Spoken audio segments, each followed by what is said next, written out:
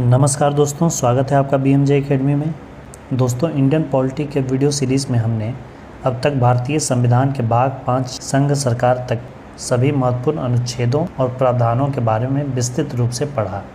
पिछले वीडियो में हमने कैग के बारे में पढ़ा, जो कि भारतीय संविधान के भाग 5 में संघ सरकार के अंतर्गत अंतिम टॉपिक था।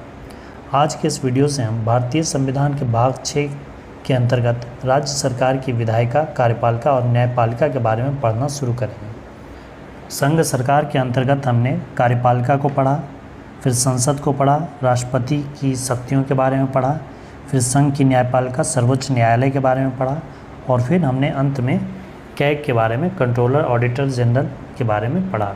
आज की इस वीडियो से हम भारतीय संविधान के भाग 6 में राज्य सरकार के बारे में पढ़ना शुरू करेंगे, जिसमें राज्य की कार्यपालिका, जिसके प्रधान राज्यपाल होते हैं, उसका वर्णन अनुच्छेद 153 से अनुच्छेद 167 तक किया गया है। तो आइए दोस्तों, आज के इस वीडियो में हम राज्यपाल, जिसे कि राज्य की कार्यपालिका का प्रमुख कहा जाता है, उनके बारे में सभी महत्वपूर्ण अनुच्छेदों और प्रावधानों को देखते हैं।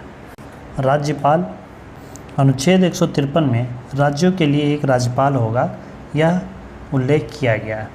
शुरुआत में प्रत्येक राज्य के लिए एक राज्यपाल होते थे, परंतु 7वें संविधान संशोधन 1956 के द्वारा एक ही व्यक्ति को एक या एक से अधिक राज्यों के लिए राज्यपाल नियुक्त किया जा सकता है।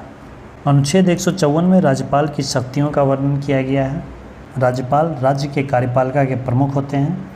राज्य द्वारा जो भी कार्य किए जाते हैं वो राज्यपाल के नाम पर किए जाते हैं। जैसे संघ की जो कार्यपालिका है उसके प्रमुख राष्ट्रपति होते हैं, उसी तरह से राज्य की कार्यपालिका के प्रमुख राज्यपाल होते हैं, परंतु ये सिर्फ नाम मात्र के होते हैं। वास्तविक प्रमुख मुख्यमंत्री होते हैं। जिस तरह से संघ की कार्यपालिका के वास्तविक प्रमुख प्रधानमंत्री होते हैं, उसी तरह से राज्य के कार्यपालिका के वास्तविक प्रमुख मुख्यमंत्री होते हैं। अनुच्छेद 155 में राज्यपाल की नियुक्ति का वर्णन किया गया, जो कि राष्ट्रपति द्वारा किया जाता है मंत्रिपरिषद की सलाह पर। अनुच्छेद 156 में राज्यपाल के कार्यकाल का वर्णन किया गया है। राज्यपाल का कार्यकाल 5 वर्षों का होता है, परंतु वह राष्ट्रपति के प्रसाद पर्यंत कितने भी समय तक के लिए बना रह सकता है। अनुच्छेद 157 में राज्यपाल पद के लिए योग्यता का वर्णन किया गया है। राज्यपाल पद धारण करने के लिए आवश्यक योग्यताओं में सर्वप्रथम वह भारत का नागरिक होना चाहिए, 35 वर्ष आयु पूरी हो जानी चाहिए और किसी लाभ के पद पर नहीं होना चाहिए तथा संसद या विधानमंडल का सदस्य नहीं होना चाहिए। अनुच्छेद 158 में राज्यपाल पद के लिए शर्तों का वर्णन किया गया है। अनुच्छेद 159 में शपथ तथा प्रतिज्ञान। राज्यपाल अपना शपथ उस राज्य के उच्च न्यायालय के मुख्य न्यायाधीश के समक्ष लेते हैं, परंतु राज्यपाल अपना त्याग पत्र राष्ट्रपति को देते हैं। शपथ हाईकोर्ट के मुख्य न्यायाधीश के समक्ष लेते हैं और त्याग पत्र राष्ट्रपति को देते हैं, और नियुक्ति भी इनकी राष्ट्रपति द्वारा की जाती है। अनुच्छेद 160 के अंतर्गत कुछ आकस्मिकताओं में राज्यपाल के कृत्यों का निर्वहन के बारे में उल्लेख किया गया है। अनुच्छेद 161 में राज्यपाल के क्षमादान की शक्ति का वर्णन किया गया है। राज्यपाल उसी विषय पर क्षमा दे सकते हैं जो विषय राज्य सूची के अंतर्गत हो।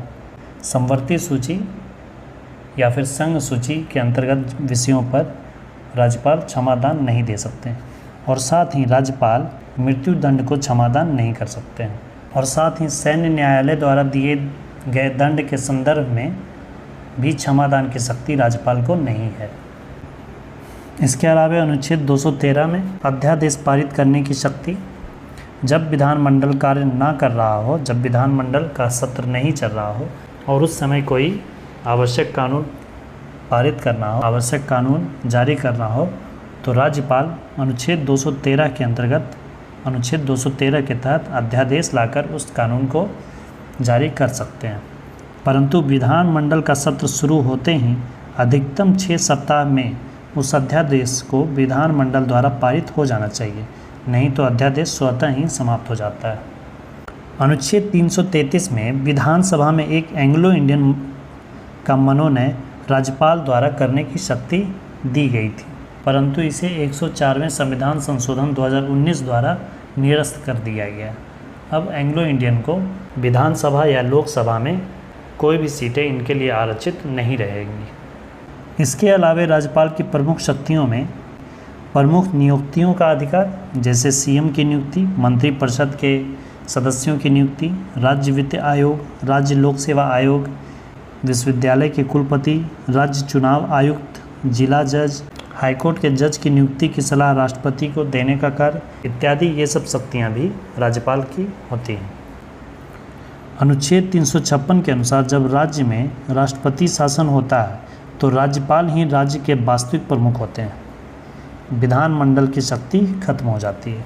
इसके अलावा राज्यपाल की शक्तियों में विधान परिषद के लिए 1/6 सदस्यों को मनोनीत करने की शक्ति राज्यपाल के पास होती है।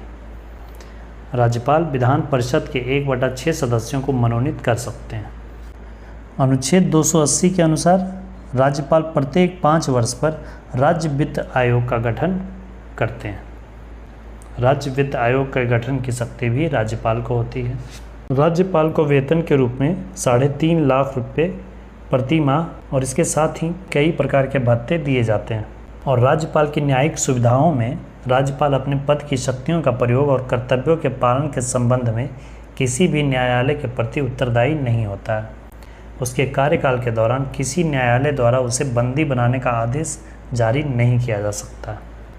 राज्यपाल के खिलाफ फौजदारी मुकदमा नहीं चलाया जा सकता और साथ ही 2 माह की अनिवार्य अग्रिम सूचना के साथ राज्यपाल के विरुद्ध व्यक्ति के रूप में दीवानी अभियोग चलाया जा सकता है। इस वीडियो में दोस्तों बस इतना ही।